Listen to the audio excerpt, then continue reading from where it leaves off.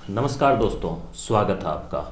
इस वीडियो में हम देखेंगे कक्षा 8 हमारा राजस्थान, जो कि आपके लिए बहुत महत्वपूर्ण है। चाहे आप आरएस प्री या मेंस की तैयारी कर रहे हैं, या कॉलेज प्रोफेसर की, या first grade school lecturer, second grade, REET, patwari, ACF, किसी भी प्रकार का एग्ज़ाम आप दे रहे हैं, राजस्थान जीके के बेसिक कॉन्सेप्ट क्लियर करने के लिए हमारा राजस्थान नामक पाठ्य पुस्तकें बहुत शानदार है। और आज के वीडियो में हम पढ़ने वाले हैं पाठ 4। तो इससे पहले आपको एक महत्वपूर्ण सूचना दे दें, अगर आप आरपीएससी की किसी भी प्रकार के एग्ज़ाम की तैयारी करना चाहते हैं तो बहुत शानदार एक प्लेटफॉर्म है अनअकैडमी।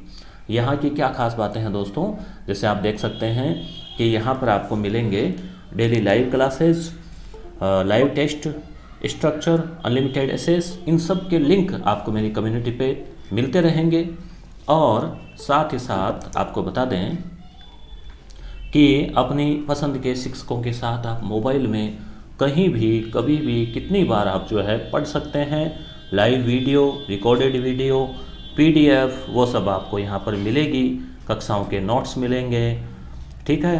3 कक्षा होती है, चौथे दिन डाउट क्लियर क्लास होती है। ये सब चीज़ें आपको देखने को मिलेगी। और अगर आपका मिशन आरएस है तो आपको इसके लिए जो है कोर्स फीस 8,400 रुपये में आपको पूरा कोर्स जो है वो मिलेगा। और 25 नवंबर से लेके अलग अलग समय पर जो है हर वीक जो है कोर्स चलते रहते हैं, चाहे पटवार हो, चाहे रीट लेवल 2 हो, चाहे रीट लेवल 1 हो। और ये आरएस फाउंडेशन कोर्स की खास बातें हैं। एसआई, रीट, पटवार, एसीएफ, कांस्टेबल का तो एग्ज़ाम हो ही गया, आपको पता है। और ये इसके टॉप एजुकेटर्स है इसके मित्रों, ठीक है। और ये इसका फीस स्ट्रक्चर है जो आपको थोड़ा समझा देते हैं कि इसमें अगर आप 1 मंथ के लिए इसका ये फीस है, 3 मंथ के लिए 3,000 ये कुछ है।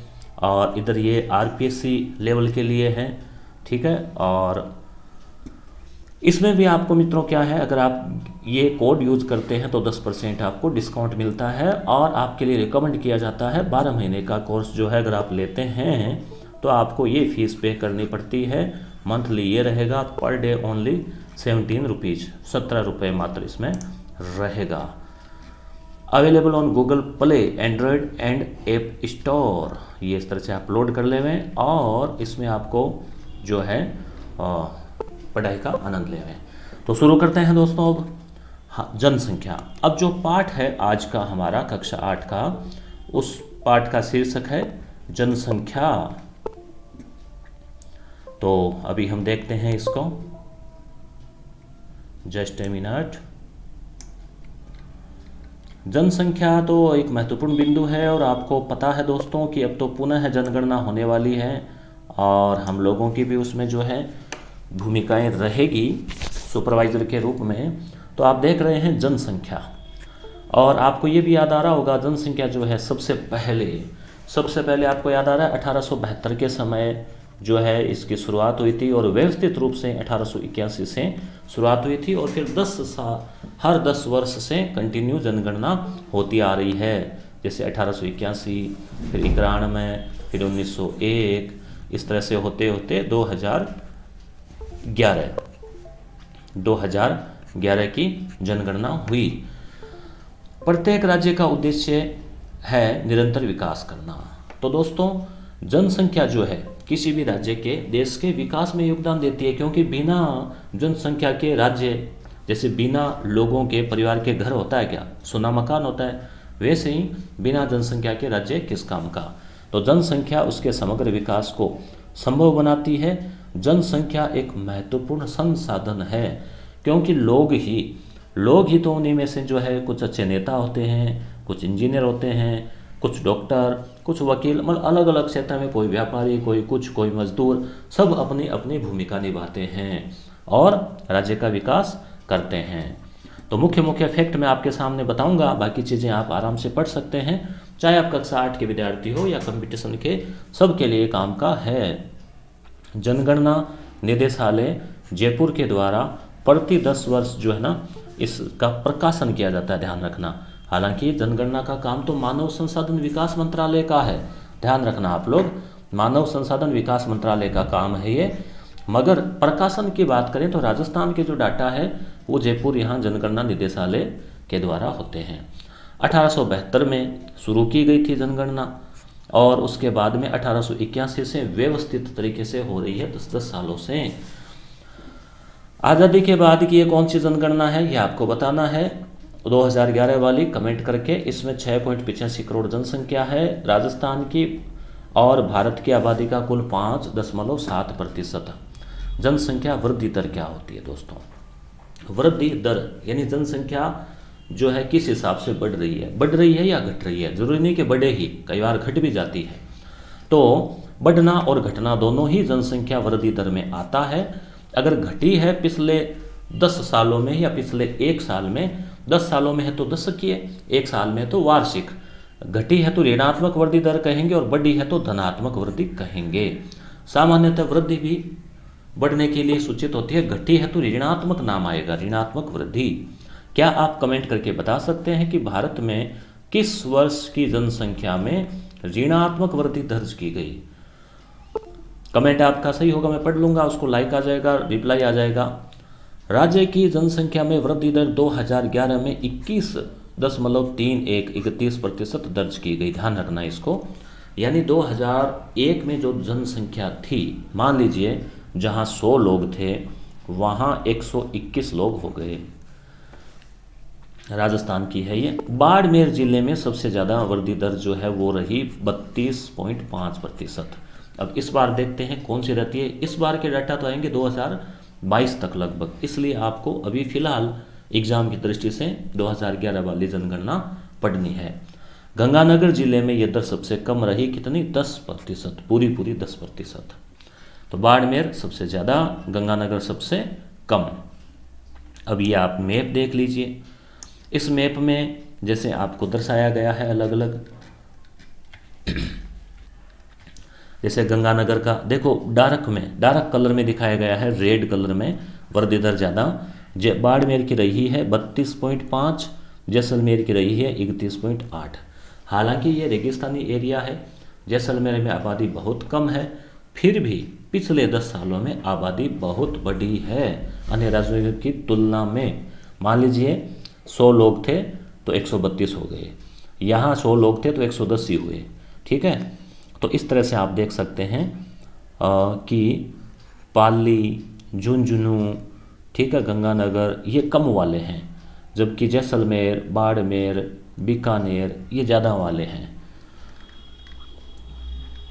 तो आप अपने ज़िले का नाम और जनसंख्या वृद्धि दर ज़रूर कमेंट करें।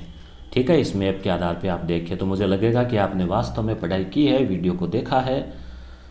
और अब आपके ज़िले की वृद्धि दर की तुलना राज्य की कुल जनसंख्या वृद्धि दर से करें।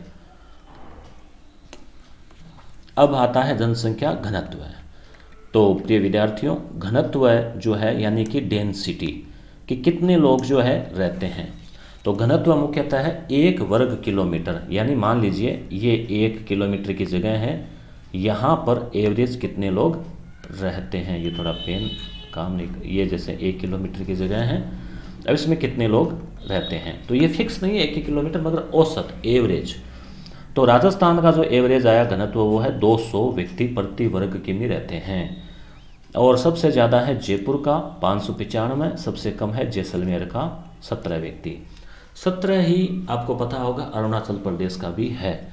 तो ये दोनों डाटा आप ध्यान में रखें।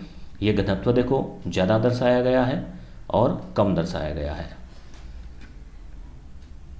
अच्छा, ये कुल जनसंख्या है, तो इससे आपको डार्क कलर से और लाइट कलर से पता लग जाएगा। जैसे आप 1-2 याद रख लें, जैसे जैसलमेर की सबसे कम के हिसाब से, जयपुर की सबसे ज़्यादा के हिसाब से। देखो इधर 66 लाख है और इधर 6 लाख, तो हो गया ना, 10% हो गई जयपुर की यहाँ। तो कई बार इस प्रकार के प्रश्न भी, मैप आधारित भी प्रश्न एग्जामिनर जो है वो बना लेता है। तो यहाँ आपको खास ध्यान रखना है, इस प्रकार के कुछ खास प्रश्न जो है आपको देख लेने चाहिए। ठीक है, आगे बात करते हैं हम। राजस्थान में जनसंख्या वितरण असमान है। मरुस्थलीय इलाका है, वहाँ ज़्यादा बहुत कम जनसंख्या है, ज़मीन ज़्यादा है, जबकि पूर्वी मैदान में जगह कम है मगर जनसंख्या ज़्यादा है। तो यहाँ आप ध्यान रखें, राज्य की कुल जनसंख्या जो है उसका 10% भाग केवल जयपुर में रहता है। अब ये परसेंटेज देखो, नए डाटा है, अच्छे डाटा है कि जयपुर में कितनी आबादी है राजस्थान की कुल, तो लगभग 10%। जैसलमेर में कितनी आबादी है राजस्थान की, कितने प्रतिशत, 1%। पश्चिमी मरुस्थलीय प्रदेश में लगभग 61% ज़मीन है, आपको पता ही है, जो 12 जिले आते हैं उसमें जनसंख्या है 40%। और इसका घनत्व है 130 व्यक्ति। किसका? पश्चिमी मरुस्थल का घनत्व। देखो ये आपको लगभग कहीं नहीं मिलेगा। इस पुस्तक में इन्होंने एक औसत निकाला है कि पश्चिमी मरुस्थल का एवरेज जो घनत्व वो है 130 व्यक्ति, जबकि राजस्थान का जो कुल घनत्व है वो है 200 व्यक्ति। और यहाँ जयपुर की भी बात की गई है, जयपुर, अलवर, भरतपुर, ये जो जिले हैं पूर्वी, यहाँ का घनत्व है 332 है। तो देखो कितना फर्क है, जबकि यहाँ भूमि 20% ही है, यहाँ भूमि 40% में 61% में 40% जनसंख्या है। तो वो कारण क्या है? क्योंकि मरुस्थल है, उपजाऊ जमीन नहीं है, एग्रीकल्चर कृषि की सुविधा नहीं है, पानी कम है। तो इस वजह से लोग जो है, जो प्राकृतिक रूप से जो एरिया मैदानी होता है, पानी की सुविधा होती है, सिंचाई की सुविधा होती है, वहीं ज़्यादा जनसंख्या जो है वो रहती है, निवास भी करती है और वहाँ पाई जाती है। फिर भी हम थार जो मरुस्थल है वो विश्व की अगर हम तुलना करें तो थार मरुस्थल जनसंख्या की दृष्टि से सबसे सघन प्रदेश है। अन्य जो मरुस्थल है उनके तुलना में अपना मरुस्थल बहुत आबाद है, काफ़ी अच्छी सुविधाएं हैं। यह है प्रति वर्ग किमी जन घनत्व है। तो इसको भी आप थोड़ा देख लेवें, जैसलमेर का देख लेवें 17, जयपुर का देख लेवें 595, जयपुर के आसपास जो क्षेत्र है अलवर, भरतपुर, दौसा, इनका भी आप देख लेवें, आगे डाटा और आ जाएंगे। तो ये जिलेवार जनसंख्या है। आपके ज़िले का नाम और उसका जनसंख्या घनत्व बताइए। आप कमेंट कीजिए ताकि मुझे भी पता लगे कि आप इन जिलों से देख रहे हैं। अपने जो व्यूअर है, विद्यार्थी है, वो इतने जिलों में, पूरे राजस्थान में, आप ज़रूर अपना जिला भी कमेंट करें, उसका अनुपात भी बताएं। कहाँ से बताएंगे? इस मैप से देख लें। लिंगानुपात ये होता है महिला और पुरुषों की तुलनात्मक जनसंख्या। तो 1000, मान लीजिए 1000 पुरुष है किसी क्षेत्र में, किसी जिले में 1000 है, तो महिलाएं कितनी है? तो कई जगह कम भी है 1000 से, कई जगह ज़्यादा भी है, परंतु राजस्थान में ऐसी स्थिति नहीं है ज़्यादा वाली। पिछली बार थी, अब इस जनगणना में नहीं है। तो हाईएस्ट जो है 994 महिलाएं, वो डूंगरपुर में है, और सबसे कम जो है वो है धौलपुर में 846। तो ये दोनों आप संख्याएं याद रखें और जिलों के नाम भी याद रखें। राजस्थान का एवरेज औसत है 928, यानी 1000 पुरुषों की तुलना में राजस्थान में महिलाओं की संख्या है 928। अब 0 से 6 आयु वर्ग के जो छोटे बच्चे बच्चियां हैं, उनकी अगर हम बात करें शिशु लिंग अनुपात की, तो वो बहुत कम है 888। तो ये एक चिंताजनक स्थिति होती है, क्योंकि आने वाली जो जनगणना है यानी 2021 वाली, उसमें तो इन्हीं आधार पे तो वो आएगा। तो इसका मतलब ये है कि लिंगानुपात में और गिरावट आ सकती है। मगर फिलहाल ऐसा देखने में आ रहा है कि बेटी बचाओ बेटी पढ़ाओ अभियान और अन्य प्रयासों के तहत और जागरूकता के तहत लिंगानुपात में वृद्धि हो रही है। ये लिंगानुपात वाले जिले हैं जहां कम और ज़्यादा जो है वो दर्शाया गया है। तो आप याद रखें, डूंगरपुर, यहाँ भी आपके वो ज़िले की बात कही गई है अभ्यास में। इससे क्या होता है, कम से कम आपको अपना ज़िला जो है उसका तो याद हो ही जाता है। अब साक्षरता की बात करते हैं। साक्षरता का मतलब पढ़ा लिखा, यानी सह अक्षर, जिसको अक्षर ज्ञान हो, पढ़ सकता हो या लिख सकता हो कोई चीज़, अक्षर, हस्ताक्षर वगैरह, उसको साक्षर मान लिया जाता है। पढ़ने में और लिखने में सक्षम हो। और ये सामान्यतः है 6 वर्ष की आयु है ना, उसके बाद ही माना जाता है। 6 या 7 कितनी है, 6 ही है शायद, 6 वर्ष से अधिक।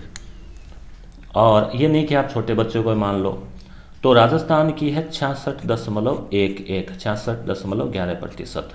इसमें 76.6% के साथ कोटा में सर्वाधिक साक्षरता है, और जालोर में सबसे कम है 54.9। पुरुषों की साक्षरता की बात करें पूरे राजस्थान में तो लगभग 80%, यानी 79.19। और महिलाओं की बात करें तो अभी भी आधी महिलाएं अनपढ़ है। अभी भी आज़ादी को 70 साल जो है उससे ऊपर हो गए हैं। तो ये देखो 52% ही महिलाएं पढ़ी लिखी है, अभी भी 52.12%। सबसे ज़्यादा पुरुष पढ़े लिखे झुंझुनू में है, महिलाएं पढ़ी लिखी कोटा में है। सबसे कम जो है पुरुषों की साक्षरता प्रतापगढ़ में है, महिलाओं की जालोर में है। तो ये सारे डाटा आपको याद रखने हैं, थोड़ा रिवीजन कर लेना, 2-3 बार याद हो जाएंगे। ये मैप में दिखाया गया है पुनः, ये अभ्यास करने की बात है। अब नगरीय और अन्य जनसंख्या, इसकी हम बात करें जनसंख्या की, तो ग्रामीण और नगरीय। ग्रामीण का मतलब गांव में ज़्यादा लोग रहते हैं, नगरीय यानी शहर। जैसे हमारा सुजानगढ़ एक कस्बा है, आप वाला जो गांव है वो क्या है आप कमेंट कीजिए। राज्य की शहरी आबादी लगभग 25% है, यानी आज भी 25% लोग ही शहरों में है, बाकी 75% लोग कहाँ हैं, गाँव में है, राजस्थान में। राजस्थान में सबसे ज़्यादा नगरीय जनसंख्या कोटा में है, यानी वहाँ गांव बहुत कम है, ज़्यादातर लोग शहर में ही रहते हैं, चाहे कोटा में रहो चाहे आसपास रहो। जबकि डूंगरपुर जिले में सबसे कम जनसंख्या नगरों में रहती है, यानी गांव में रहती है। तो कोटा और डूंगरपुर दोनों आप याद रखें मित्रों। अनुसूचित जनजातियाँ, अनुसूचित जनजातियों की बात करें तो लगभग आबादी की 13.5 जनसंख्या अनुसूचित जनजाति, जिसको सामान्यतः बोलचाल में कहते हैं ST ट्रिब, ठीक है। तो इनकी जो जनसंख्या है वो 13.5% है। इनमें भी हम बात करें राजस्थान में भील, मीणा, डाकोर, सांसी, ग्रासिया, सहरिया, इनकी भी अगर जनसंख्या के बढ़ते क्रम से अपन लगाएं घटते क्रम में, तो सबसे ज़्यादा है भील, उसके बाद में 2 नंबर पे है भील और मीणा। 2 नंबर पे है ना मीणा, या 1 नंबर पे है, 2 नंबर पे है शायद। 3 नंबर पे है ग्रासिया, 4 नंबर पे है सहरिया, 5 नंबर पे है डामोर, फिर सांसी, इस तरह से इनकी आबादी के अनुसार। तो अब आप इसमें देख लीजिए, हाँ मीणा 1 नंबर पे है, तभी मुझे थोड़ा डाउट हो रहा था ना। हाँ मीणा, क्यों यहाँ देखो लिखा भी आ गया, जनसंख्या आबादी है 2 नंबर।